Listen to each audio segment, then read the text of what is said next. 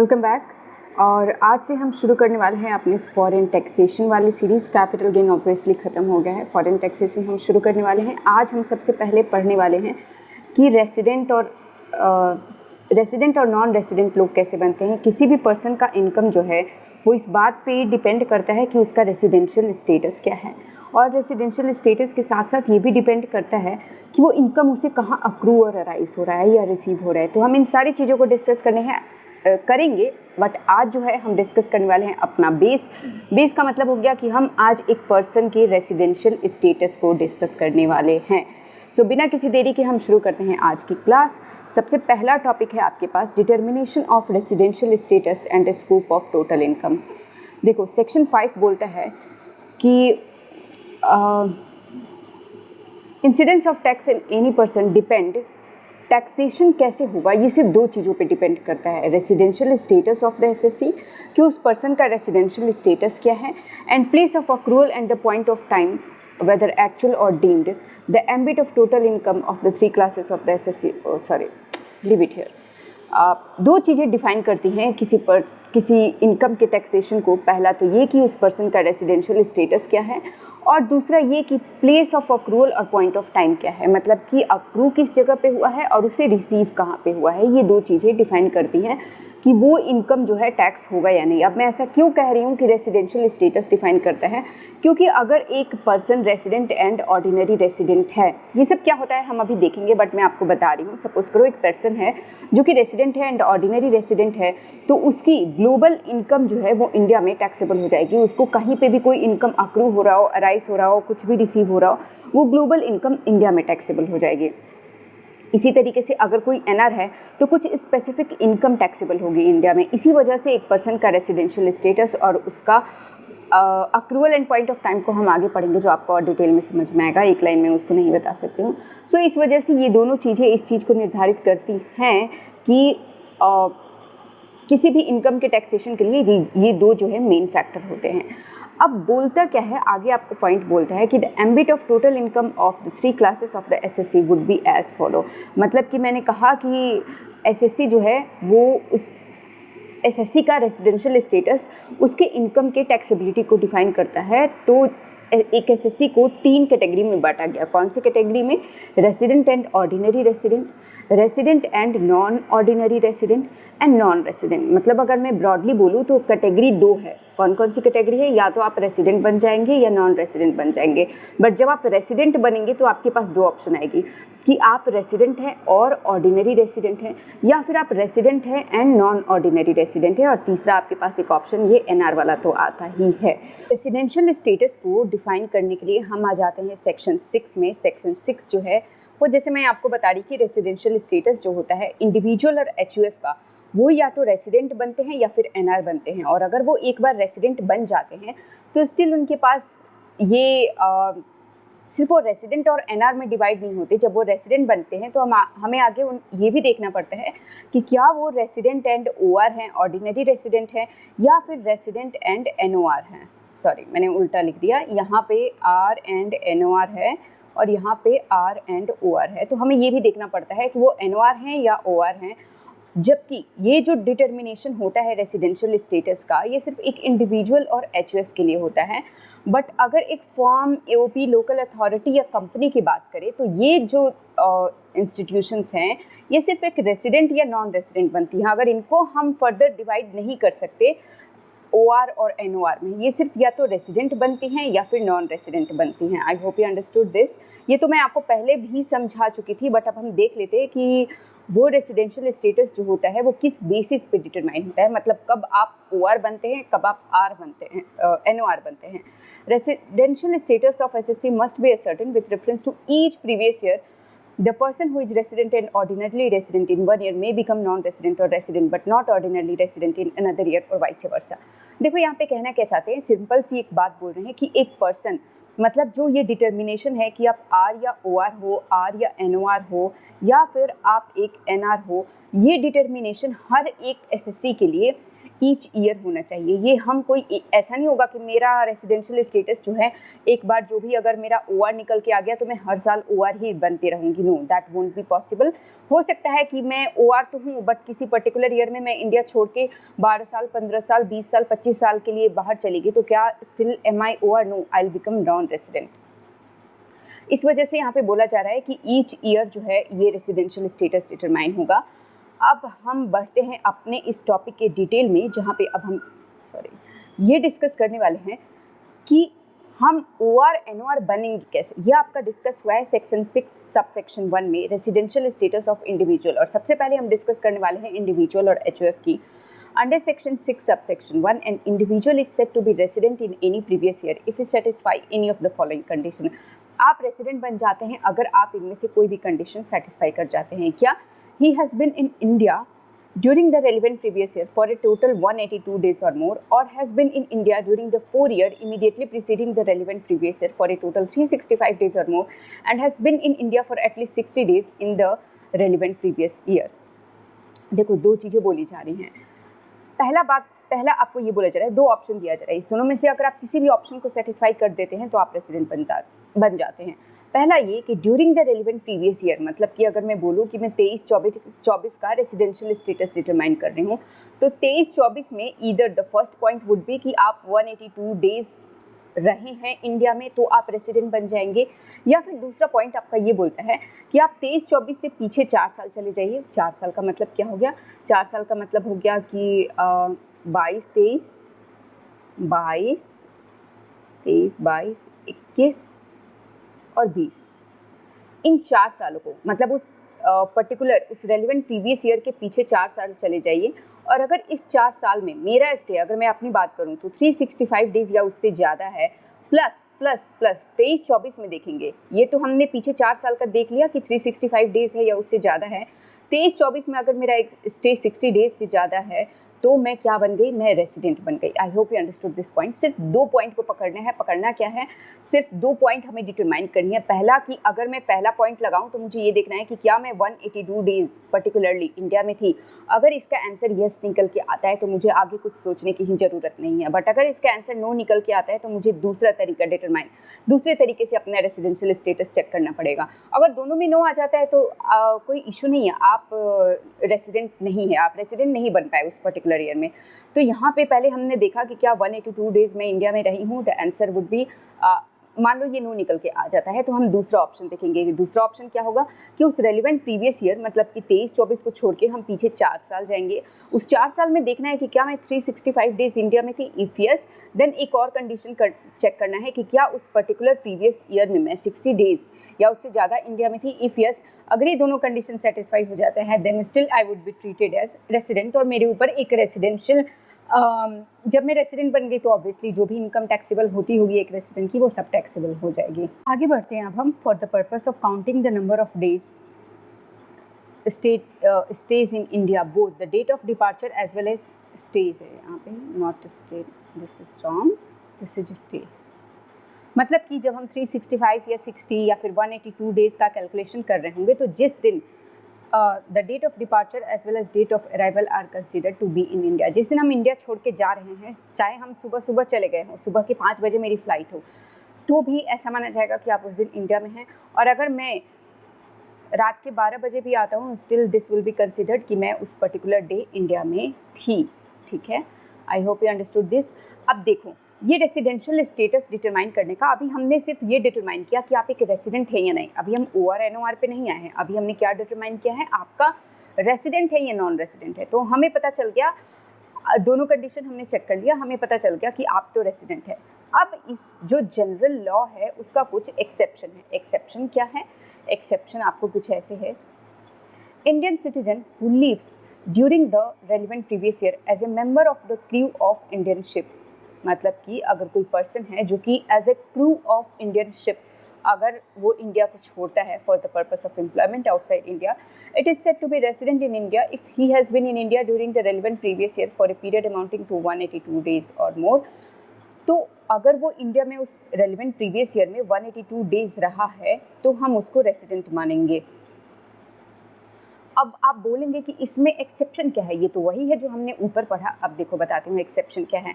जो आपने ऊपर पढ़ा जनरल लॉ, वो आपको दो कंडीशन की बात करता था। एक आपको 182 डेज़ की बात करता था, बोलता था अगर 182 डेज़ आपसे फुलफिल नहीं हो पाया तो आप ये 365 + 60 वाला चेक कर लेना, दोनों में से जो भी कोई भी अगर एक फुलफिल आप कर पाए तो आप रेसिडेंट बन गए। लेकिन जो ये क्रू ऑफ इंडियन शिप के बारे में बोला गया है वो सिर्फ यही प्रोविज़न लगाया गया है, इस प्रोविज़न को छोड़ दिया गया है। सो इसलिए ये एक एक्सेप्शन बन गया कि हम दूसरे वाले प्रोविज़न को इसमें कंसिडर ही नहीं कर रहे हैं। ये हम सिर्फ ये देख रहे हैं कि क्या उस पर्टिकुलर ईयर में, जिस ईयर में उस पर्सन ने इंडिया को छोड़ा है as a crew of Indian ship, क्या उसमें वो 182 डेज रहा है या नहीं। अगर रहा है तो वो एक रेसिडेंट बन जाता है। सेकेंड पॉइंट है आपका एक्सेप्शन का कि अगर कोई इंडियन सिटीजन है या कोई पर्सन ऑफ इंडियन ओरिजिन है who being outside India comes on a visit to India in the previous year and his total income other than income from foreign sources is rupees 15 lakh or less will be said to be resident in India in that previous year if he has been in India during the previous year for a period of 182 days or more। अब यहाँ पे बात करते हैं, पता है क्या, इधर देखो, एक इंडियन क्या है, सिटीजन है। ये इंडियन सिटीजन जो है वो रहता आउटसाइड इंडिया में है, बट वो इंडिया में आया है विजिट करने के लिए आया है। देखना यहाँ पे ध्यान देना है, यहाँ पे लिखा हुआ है वर्ड कि वो विजिट करने आता है इंडिया को। And is total income other than income from foreign sources, और वो अगर एक इंडियन सिटीजन है और उसका इंडिया से कुछ इनकम अक्रू और अराइज हो रहा है तो हम उसके बाहर वाली इनकम, वो इंडिया छोड़ के जा चुका है, उसके मेन जो इनकम है वो बाहर से आ रही होगी, उसमें कोई प्रॉब्लम नहीं है, बट हो सकता है उसको कोई इनकम इंडिया से आ रही हो। तो हम क्या करेंगे, अगर वो विजिट करने आया है इंडिया को तो हम दो चीज़ देखेंगे। पहले तो हम ये डिटरमाइन करेंगे कि क्या वो पर्सन, क्या जिसके बारे में हम बात कर रहे हैं, क्या वो उसकी जो इनकम है इंडिया से, जो उसकी इनकम है, क्या वो 15 लाख या उससे ज़्यादा है। अगर वो 15 लाख या उससे ज़्यादा है तो वहीं पे हम रुक जाएंगे और चेक करेंगे कि क्या जब वो विज़िट करने के लिए जिस ईयर में इंडिया में आया, उस ईयर में, उस पर्टिकुलर ईयर में जो उसका पीरियड ऑफ स्टे था वो 182 डेज़ या उससे ज़्यादा था। अगर ज़्यादा था तो वो पर्सन क्या बन जाता है, रेसिडेंट बन जाता है। अब आप फिर से बोलेंगे कि इसमें क्या एक्सेप्शन है, यही पॉइंट तो हमने ऊपर भी पढ़ा 182 डेज़ का।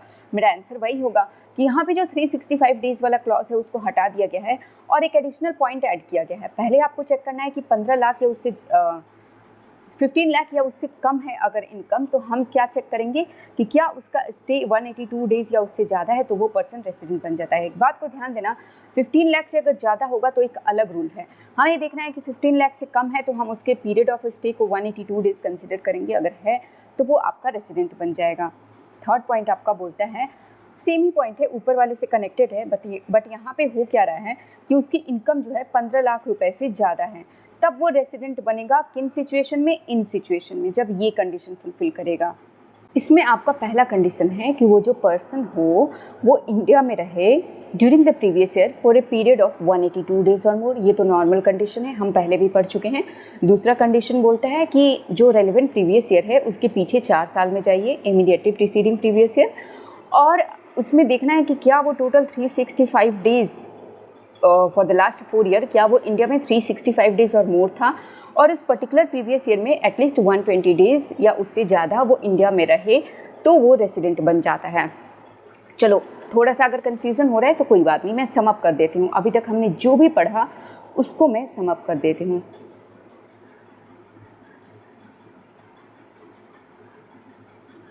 ओके, नीचे वाले पॉइंट पे बाद में आएंगे, मैं उसको सम अप करती हूँ। सबसे पहले हमने जो ये रेसिडेंशियल स्टेटस पढ़ा सेक्शन 6, उसमें हमने सबसे पहले ये पढ़ा कि हम रेसिडेंट कब बनते हैं, जिसमें हमें 2 कंडीशन मिला।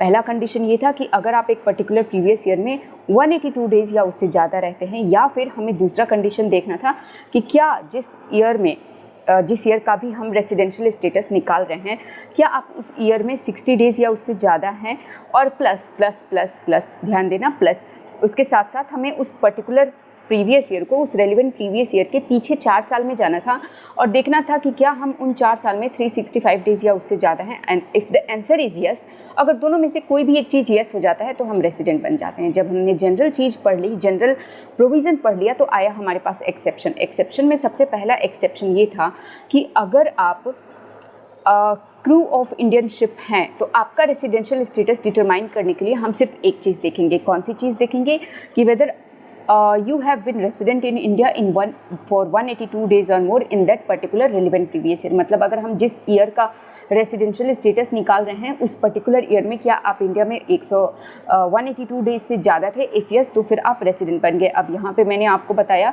कि यहाँ पे अलग क्या बात हुई, ये एक्सेप्शन में कैसे कवर हो गया, तो यहाँ पे 365 डेज ये वाला क्लॉज नहीं है, यहाँ पे सिर्फ यही वाला क्लॉज है, इसलिए ये एक्सेप्शन में कवर हुआ।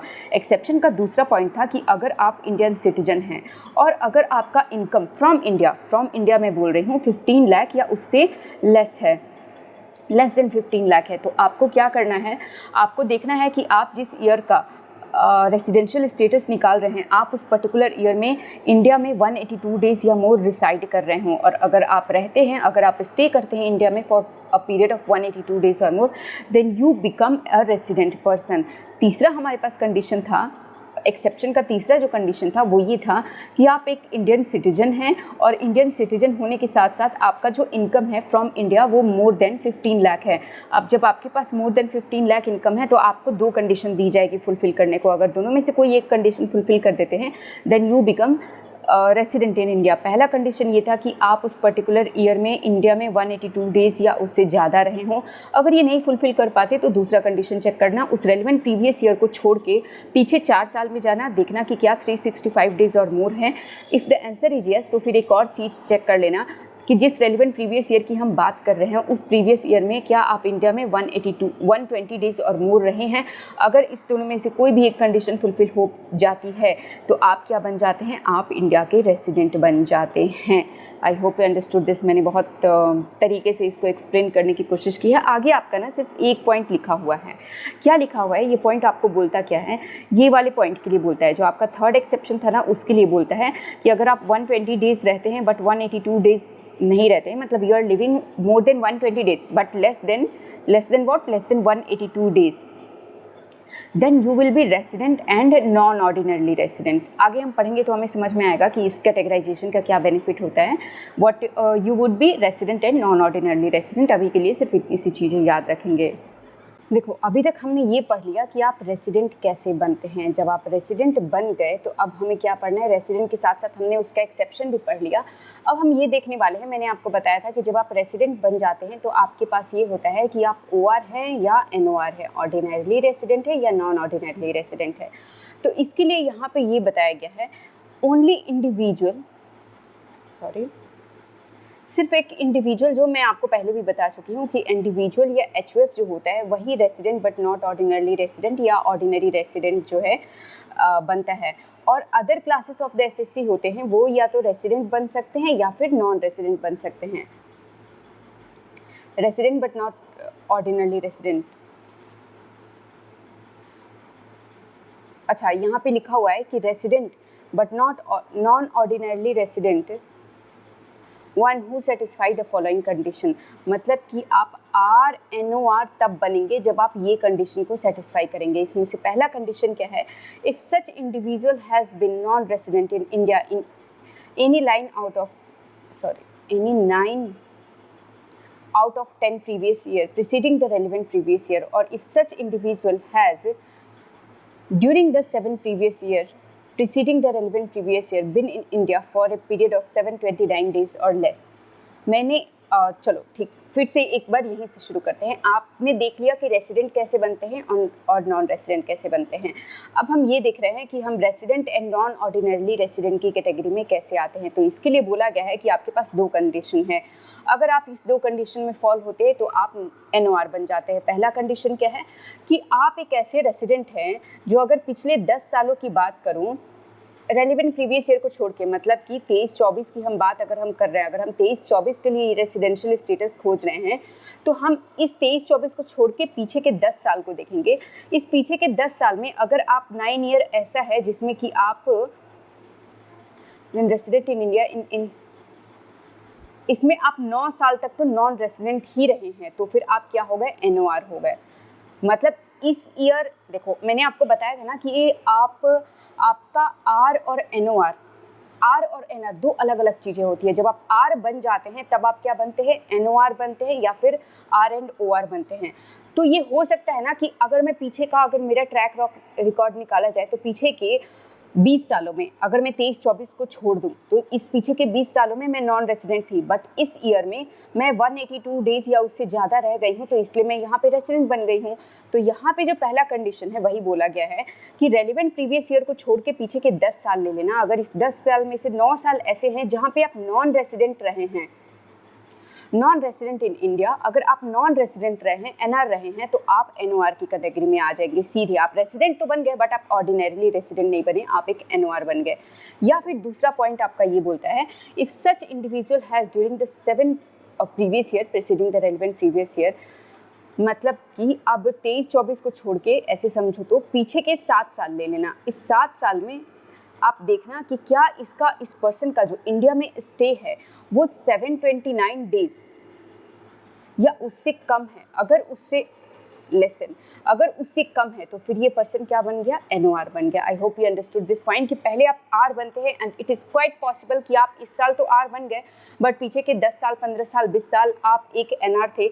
और अगर आप एनआर थे पीछे के 9 आउट ऑफ 10 ईयर में तो आप एक एनओआर बनते हैं। या फिर अगर पीछे के 7 सालों को कंसीडर किया जाए और फॉर 729 डेज और लेस देन 729 डेज, मतलब कि आपको मोर देन 729 डेज आपको इंडिया में स्टे करना है, तभी आप ओआर बन पाएंगे। अगर लेस देन 729 डेज स्टे किया है तो आप क्या बनेंगे, आप एनओआर बनेंगे। I hope you understood this point. थोड़ा सा था tricky but it's okay, I hope you understood. Section 6 subsection 2, अभी तक हम सिर्फ रेसिडेंशियल स्टेटस की ही बात कर रहे हैं, जो बात करता है एचयूएफ के रेसिडेंशियल स्टेटस की। कुछ नहीं है इसमें, एक सिंपल सा प्रोविज़न है कि would be resident in India if the control and management of affair is situated Holi और पार्टली इन इंडिया। मान लो एक यहाँ पे एचयूएफ है, ठीक है, तो इसको पहले तो हमें ये देखना पड़ेगा कि ये आर बन रहा है या एनआर बन रहा है। तो इसके आर बनने के लिए हमें एक चीज़ देखने की ज़रूरत है कि क्या इसका कंट्रोल एंड मैनेजमेंट होली या पार्टली अगर इंडिया में सिचुएटेड है तो ये क्या बन जाता है, आपका रेसिडेंट बन जाता है। अब जब रेसिडेंट बन जाता है तो हमें ये चेक करना पड़ता है कि ये ओआर वाला रेसिडेंट है या एनओआर वाला रेसिडेंट है। तो इसके लिए बोला जाता है जो भी इस एचयूएफ का करता होगा उसका रेसिडेंशियल स्टेटस निकाला जाएगा। अगर वो ओआर है तो वो ये जो एचयूएफ है ये भी ओआर बन जाएगा, अगर वो एनओआर है तो वो एचयूएफ भी एनओआर बन जाएगा। If the control and management is situated Holi outside India, अगर कंप्लीटली देखो थोड़ा सा भी अगर इंडिया में है, मतलब होली या पार्टली भी अगर इंडिया में है तो आप रेसिडेंट बन जाते हैं, बट अगर कंप्लीटली आउटसाइड इंडिया में है तो आप एनआर बन जाते हैं। और जब आप एनआर बन गए तो उसके बाद से आपको डिटरमाइन करना है कि आप ओआर हैं या एनओआर हैं। तो उसके लिए ये बोला गया है कंट्रोल, यहाँ पे आओ, यस, कर्ता का जो रेसिडेंशियल स्टेटस है वो डिटरमाइन करेगा कि आप ऑर्डिनरली रेसिडेंट है या नॉन ऑर्डिनरली रेसिडेंट है। अगर कर्ता ओआर है तो आप भी ओआर, अगर कर्ता एनओआर है तो आप भी एनओआर बन जाएंगे। आगे हमारा रेसिडेंशियल स्टेटस ऑफ कंपनी, जो कि हम बिल्कुल भी अभी नहीं पढ़ेंगे, एक हम इसको सेपरेट क्लास में डिस्कस करेंगे। आज की क्लास को अब मैं यहीं पे ख़त्म करती हूँ। And no I have to teach you something very important. एक छोटे से टेबल में ये टॉपिक में समराइज़ कर दूँगी। देखो इस टॉपिक में बोलता क्या है कि जो भी रेसिडेंट एंड जो आर एंड ओआर बन गए ना, उनकी ऑल इनकम टैक्सेबल होती है इंडिया में, बट जो आर एंड एनओआर बने हैं उनकी सारी इनकम टैक्सेबल होती है एक्सेप्ट इनकम अक्रू और राइज और रिसीव्ड आउटसाइड इंडिया। इस इनकम को छोड़ के बाकी सारी इनकम टैक्सेबल हो जाएगी। देखो अभी एक छोटा सा टॉपिक है और इस टॉपिक के साथ ही मैं आप क्लास को ख़त्म कर दूँगी। एक समरी भी आपको दे दूंगी। अगर आप आर एंड ओआर हैं तो आपकी पूरी इनकम इंडिया में टैक्सेबल होती है। अगर आप आर एंड एनओआर हैं तो आपकी सारी इनकम टैक्सेबल होगी एक्सेप्ट कौन सी इनकम, जो कि इनकम अक्रू और अराइज और रिसीव आउटसाइड इंडिया हो रही है। अगर आप एनआर हैं तो आपकी कौन कौन सी इनकम इंडिया में टैक्सेबल नहीं होगी, एक तो ये वाली जो कि अक्रू अराइज और रिसीव आउटसाइड इंडिया है, या फिर अक्रू और receive outside India from a business control from India और a profession setup in India. मतलब कि अगर कोई बिजनेस कंट्रोल है इंडिया से बट वो इनकम मुझे आउटसाइड इंडिया रिसीव हो रहा है, या फिर अगर कोई प्रोफेशन जो है वो सेटअप है इंडिया में बट उसका इनकम अगर मुझे रिसीव हो रहा है आउटसाइड इंडिया, और अगर मैं एनआर हूँ तो मेरी इनकम ये टैक्सेबल नहीं होगी इंडिया में। I hope you understood this. तो आज अगर मैं देखूँ तो मैंने क्या पढ़ा, हमने देखा रेसिडेंशियल स्टेटस को। सबसे पहले हमने देखा कि आप रेसिडेंट कैसे बनते हैं, उसके बाद से हमने इसके 3 एक्सेप्शन को भी देखे, उसके बाद से हमने देखा कि आप रेसिडेंट तो बन गए बट आपको 2 कैटेगरी में डिवाइड होना पड़ेगा, कौन कौन सी, ओआर एंड एनओआर। हमने इससे भी पढ़ लिया। देखो जब मैंने एनओआर वाला बताया ना, अगर आप एनओआर में नहीं फॉल करते तो आप क्या बन जाएंगे, आप ओआर बन जाएंगे। इसके लिए कोई अलग कंडीशन नहीं है। अगर आप ये नहीं हो रहे हैं तो आप ये हो गए, यही बात होती है ना। अगर आप 729 डेज या उससे ज़्यादा के लिए आप इंडिया में रहते हैं तो आप क्या बन जाएंगे, आप ओआर बन जाएंगे। अगर आप 9 आउट ऑफ मतलब कि अगर मैं पिछले 10 साल का एनालिसिस करूं और अगर आप 9 साल तक एनआर नहीं थे, आप 7 साल तक एनआर थे, आप 5 साल तक एनआर थे, तो आप क्या बन जाएंगे, आप ओआर बन जाएंगे। यही चीज़ होती है ना। तो आपको यही चीज़ ध्यान रखनी है जब जो मैंने आपको एनओआर वाली कंडीशन बताई कि अगर आप यहाँ नहीं फॉल कर रहे तो आप यहाँ फॉल करेंगे। उसके बाद से हमने देखा एचयूएफ के बारे में। एचयूएफ के बारे में पहले ये बताया गया कि एचयूएफ भी आर और एनआर होते हैं। आर एनआर होते हैं तो इनका जो ओआर और एनओआर का जो डिटर्मिनेशन होता है ये बेस्ड होता है कर्ता के ऊपर। मतलब कर्ता अगर ओआर है तो ये भी ओआर, कर्ता अगर एनओआर है तो एचयूएफ भी एनओआर बन जाते हैं। I hope you understood this. यहाँ की क्लास में यहीं पे, आज की क्लास में यहीं पे ख़त्म करती हूँ। मैं आपको मिलूंगी अपने अगले वीडियो में। Till then what you have to do, you have to keep smiling and study hard, obviously.